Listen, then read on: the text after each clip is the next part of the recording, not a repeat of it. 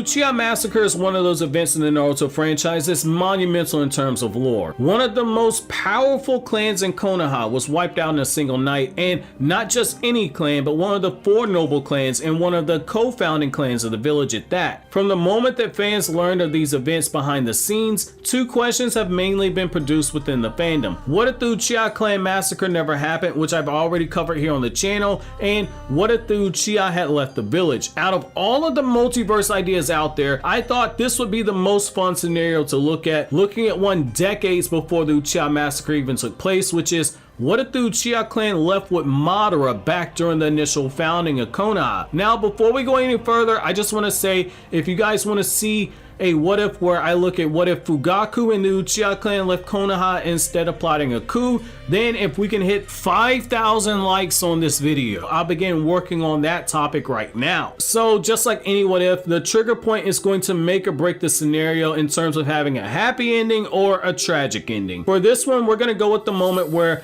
Madara first approached the Uchiha Clan with the idea of joining him and leaving the village. In order for this to happen, we have to go to the events just prior to Naruto chapter 625. Things would go a little bit differently. Originally, after hearing Hashirama be told by Tobirama that Madara could never be the Hokage, Madara went to the Uchiha with his fears for the future of the clan, but the clan originally turned their back on him. In this scenario, Madara's impassioned plea would work and the Uchiha clan would agree to leave the village with him. When Madara meets with Hashirama, he would inform him that the Uchiha were leaving with him, to which Hashirama would obviously object, but when Hashirama states that he needs Madara for the peace of the village, instead of asking Hashirama who would he pick between Madara and the village, Madara would pose a different question. He would ask Hashirama if the shoe were on the other foot and his clan's future was at risk, would he pass up the opportunity to protect the clan from being expunged? Madara would demand that the Uchiha be allowed to leave the village that they no longer wish to be associated with, and demand that Hashirama use his power as Hokage to not stir up trouble with the Uchiha clan in retaliation. This brings us to the first major change in the timeline. The Uchiha clan establishes their own ninja village. Now, this isn't going to be as crazy as some of you guys might think, and I'm going to have to clear up a lot of misconceptions that a lot of fans have. So, a common misconception is that all of the ninja villages were already established at the same time, but the truth is that Konoha established themselves first, and after Madara left the village, and after Hashirama was named Hokage, that's when the other ninja villages began to pop up. Madara leaves the village in chapter 625, and in chapter 626, Hashirama reveals afterwards that the other villages respected and began to try and copy their system. Enough time had passed between these events that the stone face of Hashirama had been completed, the Ninja Academy had been founded, which we know existed during Hashirama's tenure as Hokage due to the academy being present during his flashback. Tobirama established the academy 1 year after the village was founded, but according to the manga, when he did so, he wasn't Hokage yet because this was done while Hashirama was still alive, and that 1 year number actually comes from either the first Naruto data book or the first Naruto fan book. Now, that means that there's roughly a 1 year window for Madara to lead his clan to another territory and establish a ninja village. I still think that the other ninja villages would still form even though Madara left the village, because Konoha was assembling a massive amount of clans, and notable clans at that. The Aburame clan, the Hyuga clan, and the Akimichi clan, who were 3 of the 4 noble clans of Konoha, as well as Danzo's clan and Hiruzen's clan, which the latter 2 earned praise from Madara when Madara found out that they were joining Konoha. If anything, Madara pulling out the alliance buys him more time if any of the clans in the other villages remain hesitant about forming alliances. This means we can ignore the ninja map as we know it, where you have a bunch of small villages stuck between 4 of the 5 great nations. If we assume that Madara took over all these smaller ninja villages and established his own ninja village in the mountain graveyard where Obito had his hideout during the 4th Great Ninja War, that just means that the country that the Uchiha clan would form would be the center of multiple ninja wars, because the land that they had as a part of their territory would be used as battlefields. And then there's the issue of finding a feudal lord who's rich enough to bankroll all these small territories. This is why this scenario here is so important. Madara, because the other ninja villages had not been founded yet, Madara would have his pick of the litter in terms of territory. any major nation not named the Land of Fire would be his for the taking, because we had that small window where the ninja villages being formed and the power structures in those villages had not been settled yet. The Land of Water makes a lot of sense from a strategic standpoint due to it being isolated, but the Land of Lightning is where I think Madara had the most appeal due to the positioning where it has on the Ninja World map. The Uchiha clan would simply muscle their way into the top of the hierarchy, win the support of the feudal lord, and establish the village hidden in the clouds with the Uchiha clan as the main leaders of the village. The remaining ninja villages would form as we know them, and this causes quite the scene in the 5 Kage summit. In this timeline, due to Madara not returning to Konoha years after it was founded, Madara would have the Nine Tails under his control via the Sharingan. It's not crazy since at this point, before he returned to Konoha, Madara had captured the Nine Tails. Hashirama never gained possession of the Nine Tails until after that fight. While the Sand Village would already have the One Tails, the Cloud Village would have the Nine Tails, and Hashirama would be in possession of multiple Biju like he was in the original timeline. Hashirama would still attempt to broker peace between the ninja nations during the first 5 Kage summit, offering to hand out Biju in an effort to stop war between nations. Given Madara had already been in possession of the Nine Tails, I don't see Madara having the need to accept one of the Biju, but instead, like the first Kage, I believe he would demand something in return. Now, honestly, I don't see how Madara can just ask Hashirama for a chunk of his skin, because that's very weird, and it gets even weirder when you have Madara say, Hashirama, I want some of your DNA. But I do believe during the skirmishes that happened afterwards, Madara would fight Hashirama. The reason being is, number one, after Hashirama held the 5 Kage summit, fighting between the nations still continued despite his pleas for peace, and resulted in the first 2 generations of Kages dying. And number 2, Madara would still be after Hashirama's DNA. Madara would still bite off a chunk of Hashirama's skin during their fight and use a timed Izanagi in order to revive himself after the fact and return to his village.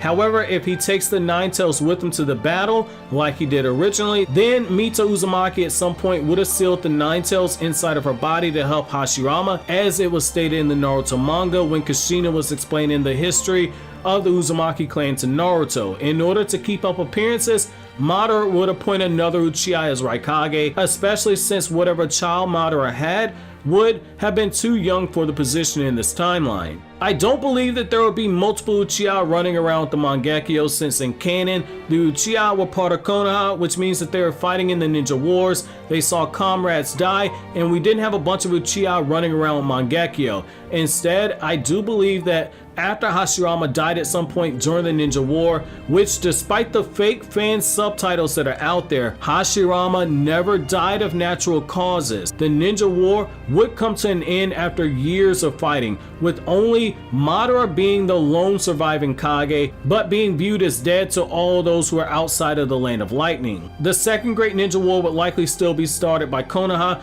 20 years after the end of the First Great Ninja War. It's unknown if the Cloud Village participated in this war, since we only have direct confirmation of 3 of the great villages fighting during this war, all of whom were in close proximity to one another: the Stone Village to the northeast of the Rain Village, the Leaf Village to their west, and the Sand Village to the southeast. I'm only going to stick to these 3 major ninja villages being in this war, while the White Fang of Konoha, Chiyo of the Sand Village, and the legendary Sanin would rise to prominence during the Second Great Ninja War. There are other things that would be taking place. Meanwhile, in the Cloud Village, a promising Fugaku Uchiha would grab the attention of Madara and be trained alongside Madara's son, which, as a reminder, Fugaku is only 6 years younger than Tsunade and the legendary Sanin. Despite what a lot of people believe, he's not Minato's age. Now, Madara's Rinnegan would be very tricky here. While he would have his own ninja village, the issue of having somebody with a body that can use a Rinnegan is a problem. Yes, you have people with the 3rd Raikage's bloodline, but we don't know for certain if they can handle the Rinnegan, which requires an enormous amount of chakra to use effectively. And then there's the issue of Madara giving that Rinnegan to somebody of that bloodline and running the risk of them overthrowing his bloodline in power. He couldn't give the Rinnegan to an Uchiha, even a prodigy like Fugaku, who would have been 19 years old during the Great Ninja War. Due to Fugaku again being 6 years younger than Tsunade, Fugaku wouldn't be able to withstand the Rinnegan, nor would any of the other Uchiha, as shown when Obito, even being beefed up by Hashirama cells, couldn't use more than one Rinnegan at a time. This will leave Nagato as the main option of choice due to the Uzumaki mostly being wiped out. Kushina would already be under the control of Konoha, so that wouldn't be an option. The location of Karin's mother was unknown during this time, but we at least know that Madara was able to find Nagato at some point. Nagato would still be chosen to have his Rinnegan eyes due to him being a descendant from Ashura's bloodline, thus inheriting the sage's body, plus the long-lasting lifespan and the stamina of the Uzumaki clan, as well as their massive chakra reserves, make him the ideal candidate for the Rinnegan. However, with Madara having his own village and not being in hiding, I could see Madara just having Nagato plucked out the Rain Village and brought to the Cloud Village. At that point, he'd be able to mindfuck Nagato the same way that he did Obito originally. This means that Nagato would never meet Yahiko or Konan, which means that Yahiko is likely killed by the ninja roaming through the area due to Nagato not being there to protect them, and if Konan is there, then ultimately she's going to be killed as well. However, due to not knowing why they're roaming the battlefield alone, why Jiraiya wasn't with them, and what led to the ninja encountering them in the first place, I'm going to assume that both Konan and Yahiko die here, which means that Jiraiya returns to Konoha much sooner. This means that the original Akatsuki formed in the Rain Village are never actually assembled. Madara's son will also be the strongest ninja in the Cloud Village due to Nagato still being so young, and Madara's son would be named the third Raikage of the village. The timeline would take on a drastic change here. Nagato, by the events of the Third Great Ninja War, would be a teenager. He would have had years of training directly under Madara as a Cloud Shinobi. Fugaku Uchiha, now in his early 30s, would be significantly stronger than he was in the original timeline, especially if he awakens the Mangekyo Sharingan during the war, as it was stated he did during the actual anime. On top of having an army of Uchiha, the Cloud Village would also have men who in the original timeline were the third and fourth Raikage, A's father and A respectively. But they would also have Killer B trained up. I don't believe that B would be a Jinchuriki here due to Nagato being trained to use the Rinnegan. Instead, once Blue B went on a rampage, I believe that Madara would make the mistake that the Akatsuki did when they tried to seal away two of the Biju during the time skip, and they nearly destroyed the statue of the Outer Path. While the Eight Tails has more chakra, if we take Kurama's words into account about the number of chakra tails equaling the strength, I'm going to assume that they just barely managed to seal away the Eight Tails without cracking the statue. Given Zetsu never said anything before the sealing, I'm going to assume that that was new information to Zetsu, that he didn't know that you need to seal the Biju in order.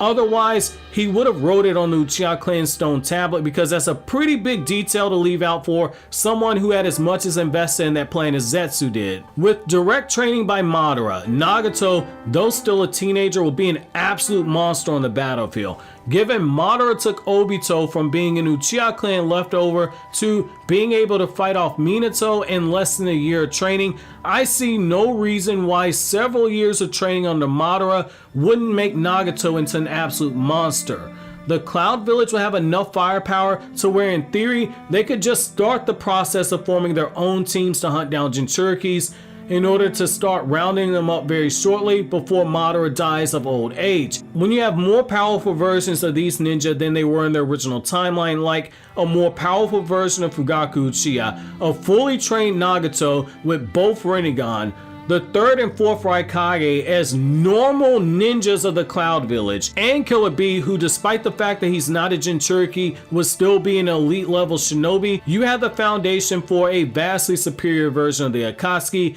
especially if Madara has groomed any other Uchiha during the past 20 years. Even if you stick somebody like Zetsu as Killer B's partner, that's still a much better improved version of the Akatsuki. Using the Ninja War as a cover, Madara's version of the Akatsuki will begin hunting down the Biju, with those on the team thinking that they're doing so for the expansion of military power.